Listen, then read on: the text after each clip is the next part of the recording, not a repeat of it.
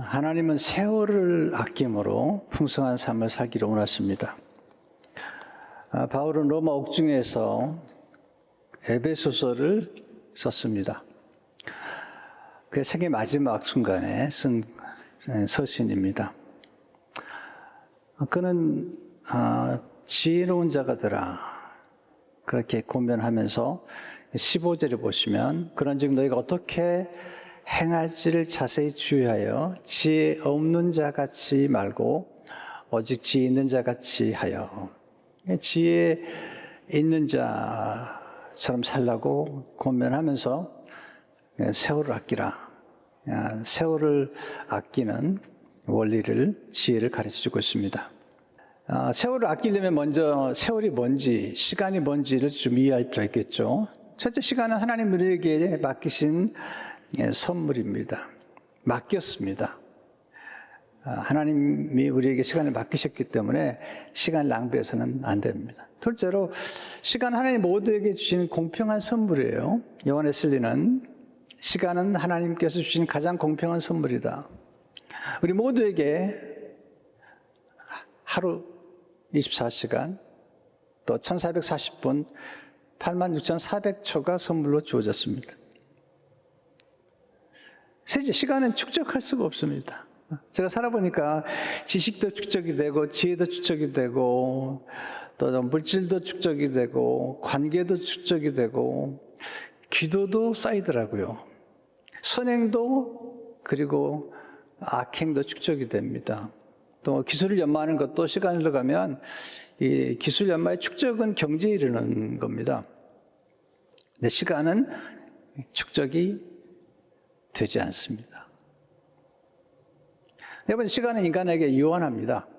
한 해, 한 달, 하루, 한 시간 모두 유한합니다. 하나님만이 영원하시고요. 인간 자체가 유한하지 않습니까? 그래서 베드로전서 1장 24절에 보면 그러므로 모든 육체는 풀과 같고 그 모든 영광은 풀의 꽃과 같으니 풀은 마르고 꽃은 떨어지되 풀은 마르고 꽃은 떨어진다.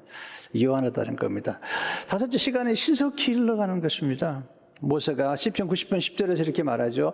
우리 연수가 80이요 강건하면 70이요 강건하면 80이라도 그 연수의 자랑은 수고와 슬픔뿐이요 신속히 가니 우리가 날아가나이다. 아침 이슬 같고요. 아침 안개 같은 것입니다. 여섯 번째, 시간은 과거와 현재와 미래로 형성되어 있습니다. 우리는 과거와 미래 사이에 지금 살고 있잖아요. 스티븐 호킹, 시간은 방향성을 갖는다. 우리는 과거를 기억하고 미래를 기대한다. 일곱 번째, 시간은 하나님의 계획 속에 진행됩니다. 전도서 3장 1절에 보면 범사의 기한이 있고 천하 만사가 다 때가 있나니 날 때가 있고 죽을 때가 있으며 심을 때가 있고 심은 것을 뽑을 때가 있으며.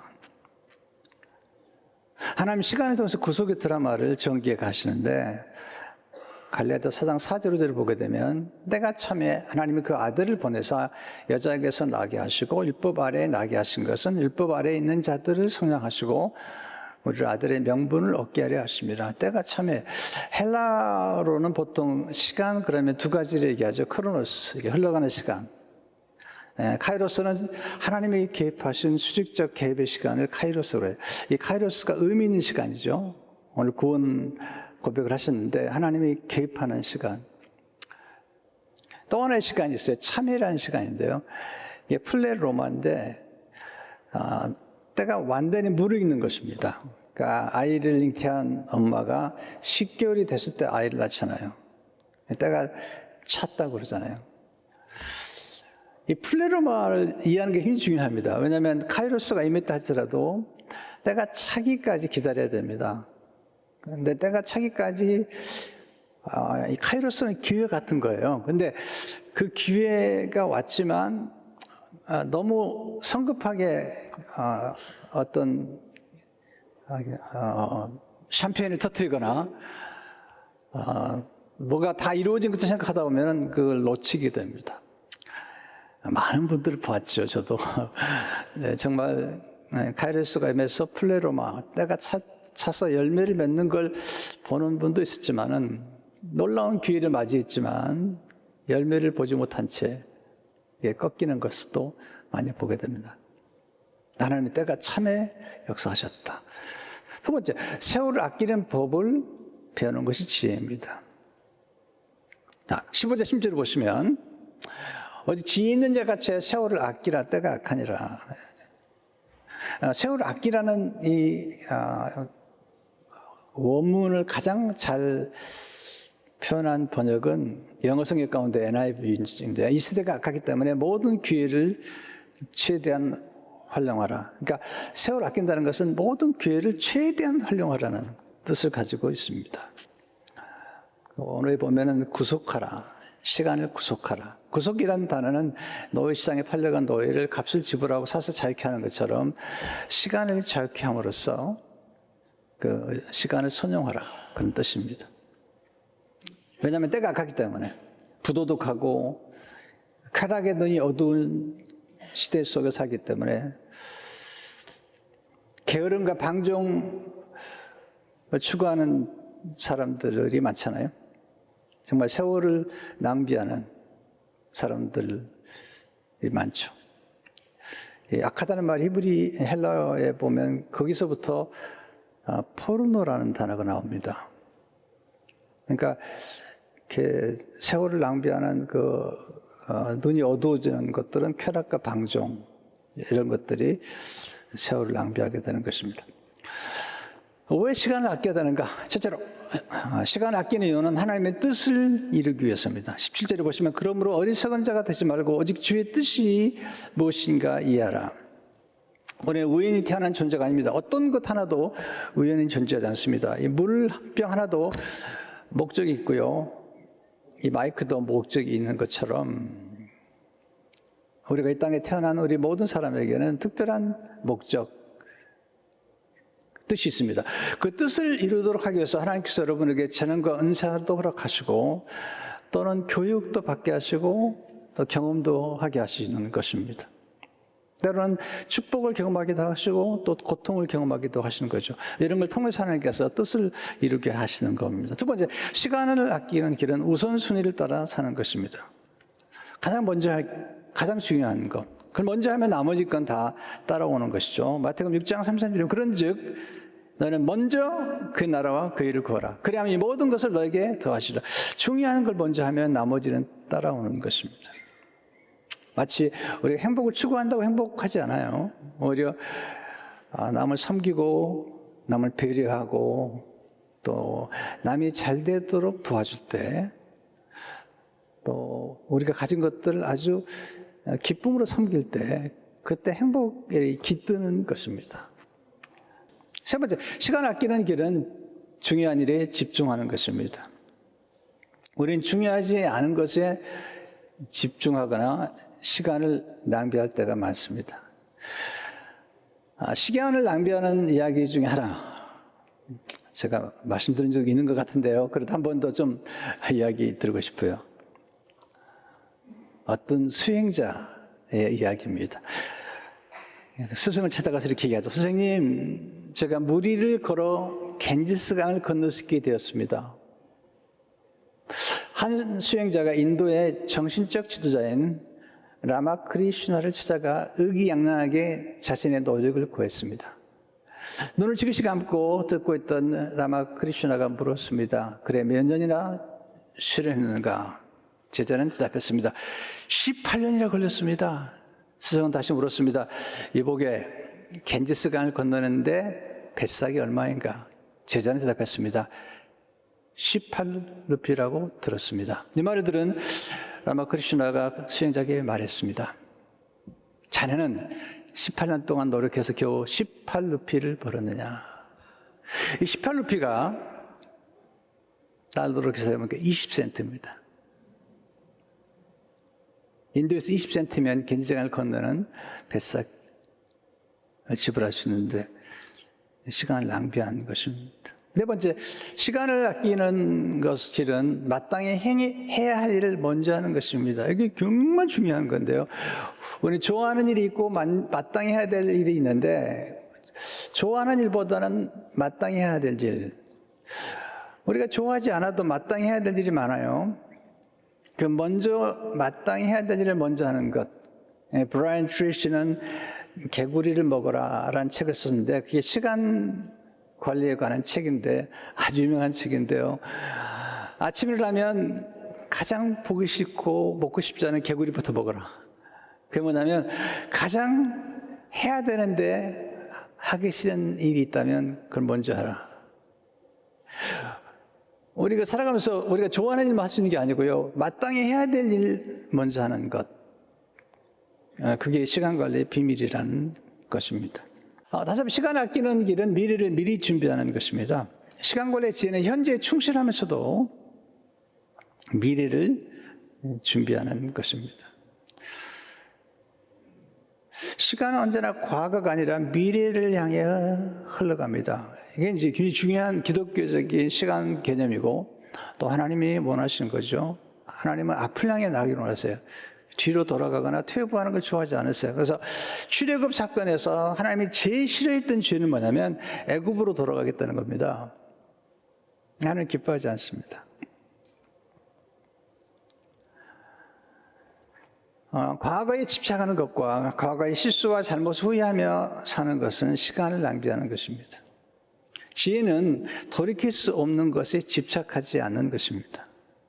지혜는 내가 할 수 있는 일에 집중하는 것이고요. 내가 아직도 할 수 있는 일에 집중하는 것입니다. 그럼 나이를 자꾸 따지는데요. 그 안에 내가 지금 할 수 있는 게 뭔가? 지금 오늘이 여러분에게 가장 젊은 나이예요. 이해가 안 돼요? 오늘이 가장 젊은 나이입니다. 과거는 고칠 수 없습니다. 하지만 미래는 얼마든지 새롭게 창조할 수 있습니다.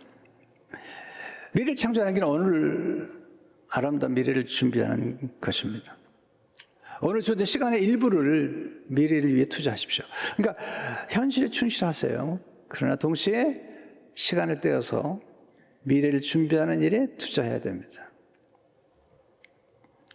왜 준비하는 게 중요할까요? 준비된 사람에게 기회가 오기 때문입니다. 또한 준비된 사람만이 기회를 알아차립니다. 준비된 사람만이 기회를 붙잡을 수 있습니다.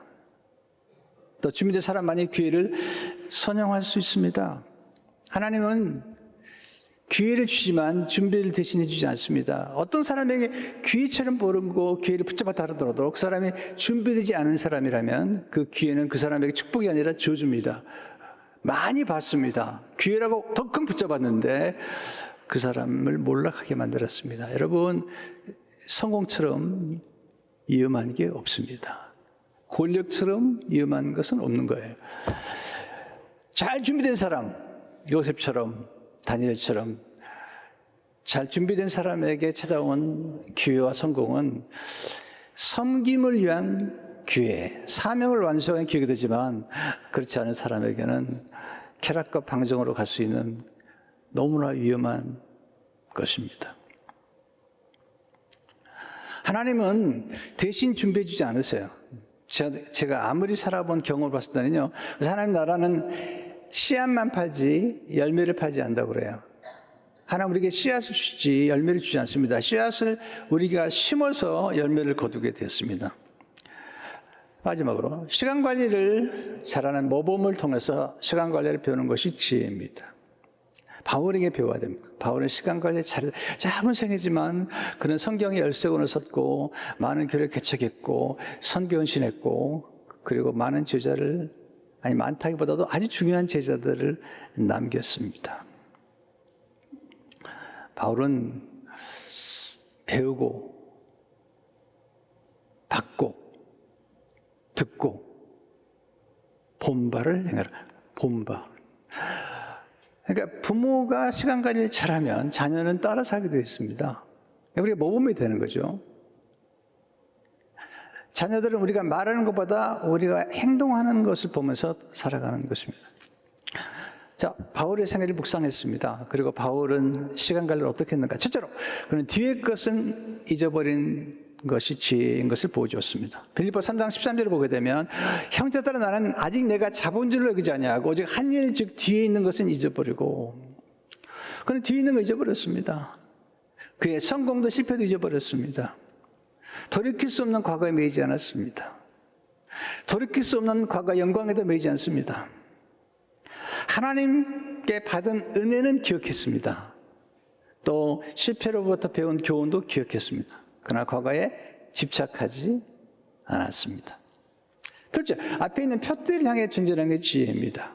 그런 미래지향적인 삶을 살았다는 거예요. 비록 3장 13, 14를 보게 되면 앞에 있는 것을 잡으려고 표대를 향하여 그리스도 예수 안에서 하나님이 위에서 부르신 부름의 상을 위하여 달려간더라. 그는 자족할 줄 알았습니다. 그는 주어진 시간마다 그는 자족했고 그는 범사에 감사했던 사람입니다. 그는 불구하고 그는 표대를 향해서 나갔고, 그리고 믿음으로 사는 게 뭐냐면 뒤로 물러가지 않는 것입니다. 히브리 10장 38, 39절을 보게 되면 나의 의인은 믿음으로 말미암아 살리라. 또한 뒤로 물러가면 내 마음이 그를 기뻐하지 아니하리라 하셨느니라. 우리는 뒤로 물러가 멸망할 자가 아니요 오직 오늘 구원함에 이르는 믿음을 가진 자니라. 스도과 고모를 하나님께서 심판하실 때 아브라함의 조카 롯을 구하시면서 말씀하시죠. 뒤로 돌아보지 마라. 롯의 아내가 뒤로 돌아봄으로 소금 기둥이 되었습니다. 세 번째, 사명에 집중해서 사는 것이 지혜입니다. 사명. 바울은 산만하게 살지 않았습니다. 모든 것을 잘하려고 하지도 않았습니다. 그는 주어진 사명, 표대의 사명에 집중했죠. 그는 살아야 할 이유를 알았습니다. 그는 그리스도가 그의 살아야 할 이유였고, 그리고 주께 받은 사명이 그의 살아갈 이유였죠. 사도행 20장 24절을 보게 되면 주께서 받은 사명 곧 하나님의 은혜의 복음을 증거하는 일을 마치려 하면은 나의 생명조차 조금도 귀한 것으로 여기지 아니하니라. 우리 모두에게는 사명이 있는 거죠. 역할이 다 있는 거죠. 네 번째, 현재 주어진 환경에 최선을 다하는 것이 지혜입니다. 우리는 환경 탓을 많이 맡아잖아요. 늘 경기 탓도 많이 얘기하죠. 네. 하여튼 제가 80년에 왔는데요. 매년마다 경기 어렵대요. 지금 45년째입니다. 43년째인데요. 매년 어려운데 올해는 진짜 어렵다고 그러더라고요. 내년 가면 모르겠어요. 내년엔 진짜 어려울지 모르겠는데요. 여러분, 끝이 없어요. 그렇게 환경 탓하면요. 내가 이민 목표 왔는데 이민 교회는 부흥이 안 된다는 겁니다. 또 파산으로 갔을 때는 파산으로는 또 거기 뭐 이민자의 무덤이라고 그러더라고요. 이민 목회의 무덤이라고 그러고. 딱 시간 탔다고. 근데요, 사도 바울을 보면 사도행전 마지막 장에 보면요, 사도 바울이 새방에서 하나님 나라를 전파해. 새방에서, 자기 집도 아니에요. 새방에서. 그리고 에베소서를 기록한 것이 로마 옥중입니다. 로마 옥중에서 그는 서신을 기록했고, 그 로마 옥중에서 제자를 키웠고, 그리고 가이사 가족들에게 복음을 증거했습니다. 군인들에게 복음을 증거했습니다. 자기 영의 아들 디모데에게는 편지를 썼죠. 주어진 환경. 디모데 4장 2절에서 너는 말씀을 전파하려 때를 얻든지 옷 얻든지 항상 힘쓰라. 이렇게 권면하고 있잖아요. 다섯 번째, 잘 준비된 다음에 기회를 선회하는 게 지혜입니다. 저는 이제 바울이 예수님을 만나자마자 복음을 전하잖아요. 그러나 바울이 정말로 역사의 무대에 선 건 10년이 훨씬 넘습니다. 그는 서두르지 않습니다. 하나님은 서두르지 않으세요. 먼저 준비시키시는 겁니다. 모세는 80년을 준비시키잖아요. 요셉 13년, 다윗도 거의 13년가량 준비시키잖아요. 그가 예수님 만난 다음에 간 곳은 아라비아 광야입니다. 갈라디아서 1장 17절을 보게 되면 또 나보다 먼저 사도된 자들을 만나려고 예루살렘으로 가지 아니하고 아라비아로 갔다가 다시 다메섹으로 돌아간다. 그는 아라비아 광야에서 3년 동안 하나님 음성을 들으면서 계시를 받았고 다시 그의 고향인 다소에 가서 또 기다립니다. 10년이 지난 다음에 바나바가 그를 데리러 와서 안디옥에서 말씀을 전하고 이제 세계선교를 떠나죠. 하나님의 원리입니다. 시간 관리의 비밀은 먼저 잘 준비하는 것입니다. 아브라함 링컨이 이런 말했죠. 나에게 나무를 자를 6시간을 준다면 나는 먼저 4시간을 토끼를 날카롭게 하는 데 쓰겠다. 아브라함 링컨의 말이죠. 저는 설교 원고를 쓰는데 보통 한 4시간 걸리는데요. 원고를 쓰는데. 근데 원고를 쓰기 위해서 준비하는 것은 정말 많은 시간을 보냅니다. 일주일 내내 묵상하고 메모하고 그렇습니다. 그러나 원고를 쓰는 건 노동 같아요. 4시간 정도 앉아서 원고를 씁니다. 준비하고 그리고 철저히 준비하고 또 준비한 다음에 원고를 쓰곤 합니다. 6번째, 하나님의 뜻과 때를 분별하는 것이 지혜입니다. 16절에 보시면 세월 아끼라 때가 악하니라. 그러므로 어리석은 자 되지 말고 오직 주의 뜻이 무엇인가 이해하라. 주의 뜻이 정말 좋잖아요. 하나님 선하시고 기뻐하시고 온전하신 것이 주의 뜻인데 이것을 분별하는 게 필요합니다. 많은 사람들이 뜻은 아는데 때를 몰라요. 하나님의 뜻과 때가 만날 때 놀라운 역사가 전개됩니다. 모세가 하나님의 뜻을 알았죠. 이스라엘 민족을 구원하는 것이 하나님의 뜻인데 그는 때를 분별하지 못했어요. 하나님이 그를 향한 때는 80세였는데 40대에 하나님의 때를 앞당기려다가 유기의 방법을 썼죠. 사람을 쳐 죽였거든요. 80세가 됐을 때 하나님의 때가 찼을 때 놀라운 역사가 나타났죠. 마지막으로 시간관리의 장애물을 분별하는 것이 지혜입니다. 프란츠 카프카의 말이 정말 영감을 주죠. 인간에게 큰 죄가 2가지 있으며 다른 죄는 모두 여기서 나온다. 조급함과 게으름이 그것이다.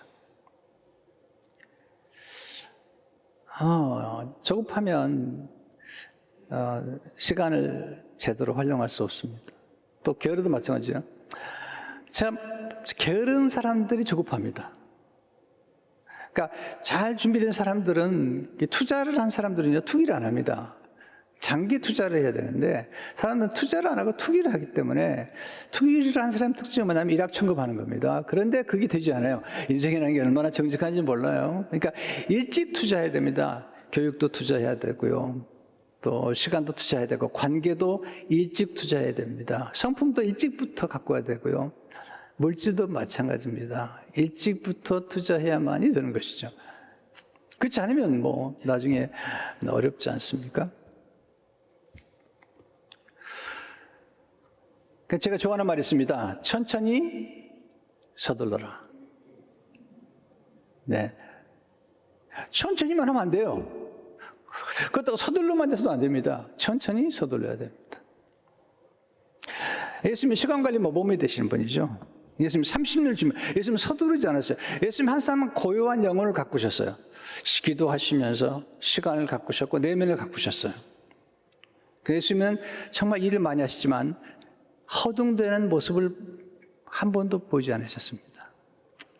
저는 지도자 또는 회장, 사장, 또 어떤 역할 하신 분들은 허둥대면 안 된다고 생각해요. 허둥대면 안 돼요. 항상 고요한 영혼을 갖고야 되고, 그리고 아무리 급할 때도 침착해야 됩니다. 그래야지 해결책이 나오거든요. 잠시 흔들릴 수 있어요. 잠시 흔들리지만 빨리 돌아가서 그 다음에 어떻게 해결할 것인가를 찾아내야 되죠. 기도가 중요해요. 기도하면 하나님께서 지혜를 주시고 영감을 주시고 능력을 주시고 사람을 보내주시고 천사를 보내주시고 우주를 움직여 주셔서 정말 놀라운 일이 전개가 되는 것을 보게 됩니다. 예수님은 철저히 목적지향적인 삶, 모든 일을 다 이루지 않으셨어요. 예수님은 철저하게 십자가, 그리고 인류 구원과 제자 삼는 사역과 교회를 세우는 것, 거기 집중하셨는데, 요한복음 17장 4절에 보면 아버지께서 내게 하라고 주신 일을 내가 이루어 아버지를 이 세상 영으로 해서, 예수님이 집중하셨어요. 예수님께서 시간관리의 비밀을 요한복음 15장 2절에서 가르치셨는데, 열매 맺는 가지는 열매를 맺는 게 성과를 이루는 거고 생산성이잖아요. 열매를 더 많이 맺게 하려고 깨끗이 손질하신다. 이게 뭐냐면 가지치기를 하는 겁니다. 모든 걸 잘하려고 하면 안 됩니다. 집중해야 됩니다. 그래서 오늘 여러분들이 삶 가운데 여러분이 잘할 수 있는 것, 또 마땅히 해야 되는 것, 그리고 여러분이 주신 사명, 재능 권사를 따라 최선을 다하십시오. 저는 목회에 집중합니다. 제가 당구를 잘 치거나 화투를 잘 치면 여러분이 싫어할 것 같아요. 저는 목회에 집중하는 겁니다. 네. 성도 여러분, 시간 관리가 지혜입니다.